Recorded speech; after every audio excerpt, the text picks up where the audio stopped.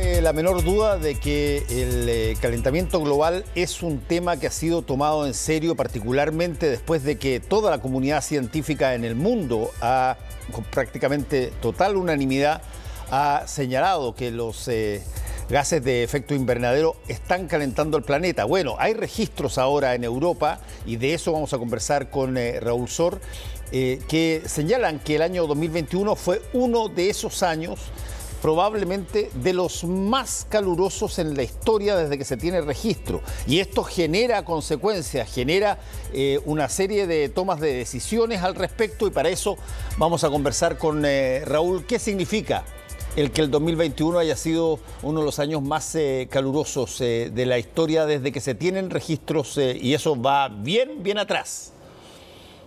Así es, Fernando. Y esto es una medición que han hecho los europeos a través de su sistema satelital de monitoreo climático, y han establecido que los últimos 7 años son los más calurosos de la historia desde que se tiene registro, los 7 años consecutivos. De hecho, el 2021 no fue el más caluroso, está muy por encima de la media histórica, pero fue algo menos caluroso que el 2020. Pero igual la tendencia ha sido de alza permanente, y esto va aparejado con lo que entendemos es la causa, y que todos los científicos han señalado que es la causa del calentamiento global, y son la acumulación de gases de efecto invernadero, en particular el dióxido de carbono, el CO2 y el metano. Y en ambos gases se aprecia un aumento el año recién terminado, y los efectos se ven en todas partes: grandes inundaciones, deshielo, una serie de situaciones además económicas muy complicadas. Y esto, por cierto, ocurre en medio de la pandemia del COVID-19, y que tiende a agravar la situación, no en cuanto a las emisiones, porque ha habido una cierta baja de emisiones por las restricciones de ciertas actividades económicas marginales, pero aún así algo ha bajado, sino que sobre la capacidad que tienen las autoridades de atender el tema del calentamiento global. Y para todos los estados, el COVID-19 ha pasado a ser la prioridad número 1, es decir, las vacunaciones, lidiar con todos los efectos de desempleo. Es decir, los estados han tenido que invertir fortuna en todo el mundo para tratar de aliviar hasta donde les es posible el impacto del COVID-19. Y esto ha postergado muchas de las medidas que se deberían adoptar para combatir el calentamiento global. Esto pasó también en el 2008 con la gran crisis económica. Ya se ha venido repitiendo de una manera u otra. Una crisis desplaza a la otra, como se suele decir, una noticia mata a la otra, es decir, una situación grave obliga a concentrarse en resolver ese problema, y se tiende a postergar el que se piensa, bueno, cuando pase esto nos vamos a poder dedicar al tema del calentamiento global. Y no, el calentamiento global es una amenaza directa a grandes sectores de la población humana.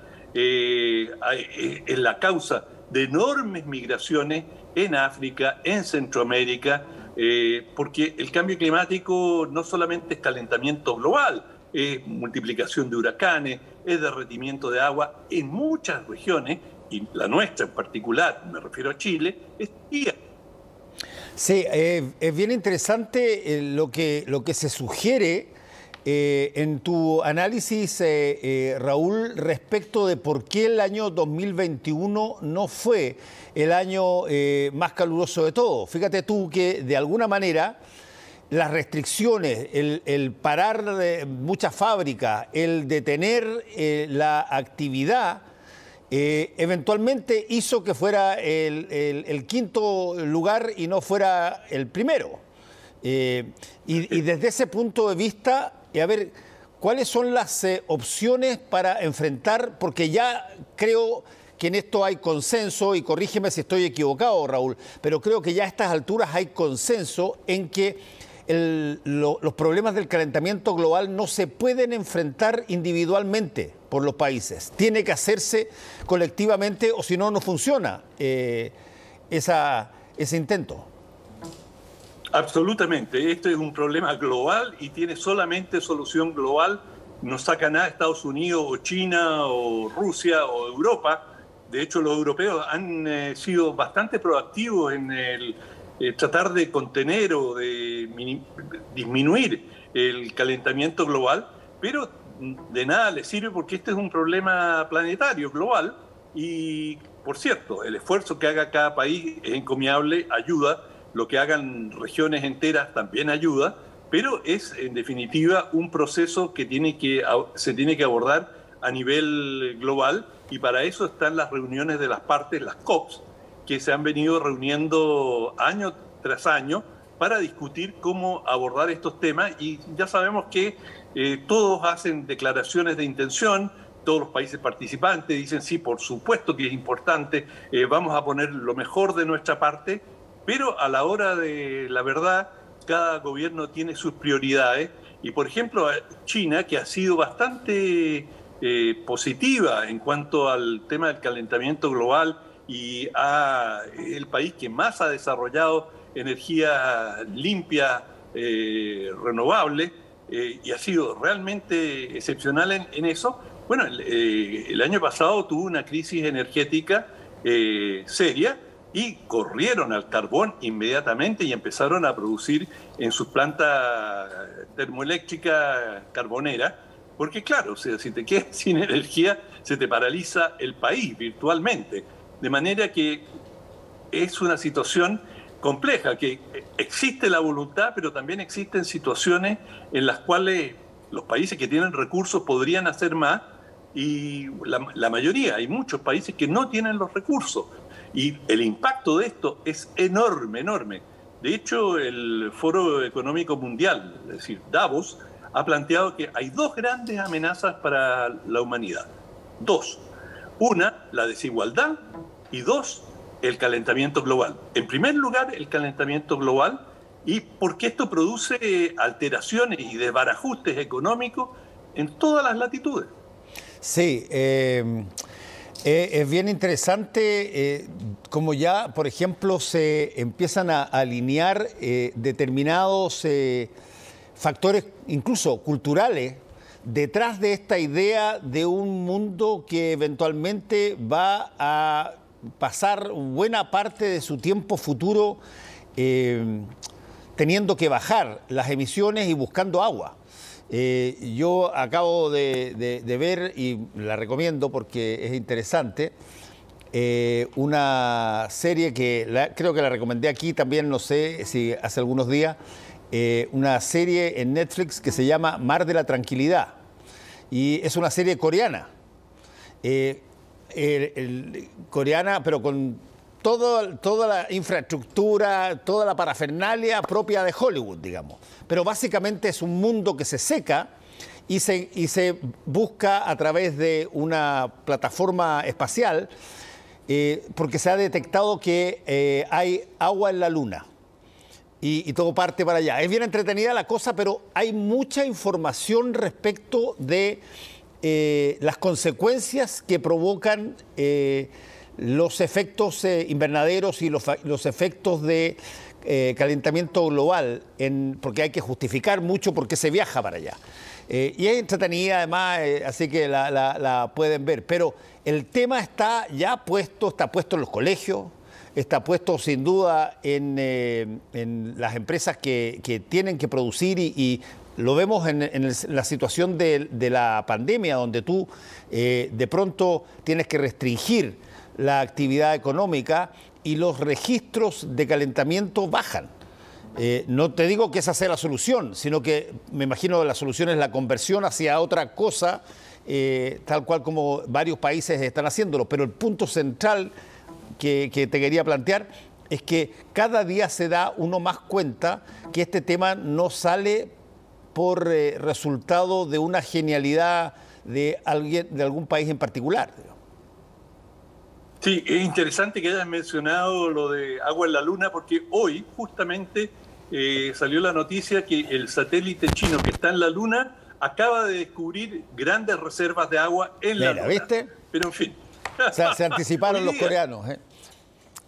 Exacto. Mar de la Tranquilidad, velo, te va a gustar, va, es entretenida y tiene todo el drama que se necesita dentro de las series también, así es que interesante. Claro, bueno, y ahora el tema es que a la hora de tener que apretarse el cinturón, de tener que tomar medidas que son caras, que hay que desarrollar energías alternativas, bueno, los países tienen distintos recursos y básicamente, como se ha visto incluso con el COVID-19, que es realmente deprimente, cómo no se ha adoptado una política mundial de vacunación, con plena conciencia que no hay nadie a salvo mientras todos estén a salvo. Es decir, si hay países que van a quedar rezagados, allí va a surgir una nueva variante del COVID y finalmente nos va a llegar a todos. Si no puedes, ante algo tan evidente, tan de sentido común, colectivo, actuar de común acuerdo, imagínate lo difícil que es frente al tema climático, en que hay total conciencia. O sea, cuando digo Davos, estoy hablando de la élite empresarial, política que gobierna el mundo. Es decir, esa es la élite más importante. Se reúnen y dicen, mira, el calentamiento global es la mayor amenaza junto con la desigualdad. Y ni la desigualdad disminuye, se ha ido agravando, hay cada vez más desigualdad en el mundo y el calentamiento global sigue rampante, como lo demuestran estos últimos 7 años, y no hay ninguna evidencia de que se estén adoptando medidas suficientes. Por cierto, se están introduciendo energías renovables, hay mejora, pero no está nunca en la escala de lo que requerimos, y por supuesto esto va a ir generando problemas sociales cada vez mayores. Bueno, yo no sé exactamente cuáles son los ritmos de la geología en este tipo de situaciones, pero no cabe la menor duda que por lo menos hay conciencia y creo que eso es general. El problema es materializar lo que viene después de la idea, que es hay conciencia en que este es un problema, como tú muy bien lo decías, este es un problema en lo cual todos tienen que hacer su parte, digamos, porque justamente el que tú dejes libres una serie de países para que sigan haciendo lo que quieran, eventualmente conspira contra el propio objetivo de, en este caso particular, parar la pandemia. Pero en el caso del calentamiento global, viene esta situación adicional que como tú paralizas muchas cosas, como tú confinas muchas cosas y hay que hacer materialmente transformaciones muy grandes en las empresas, en los automóviles, en el transporte público, bueno, ahí está la excusa para que tú los pospongas. Claro, en definitiva, si tú lo quieres llevar al plano político, el drama de nuestro planeta es que no hay una gobernanza planetaria.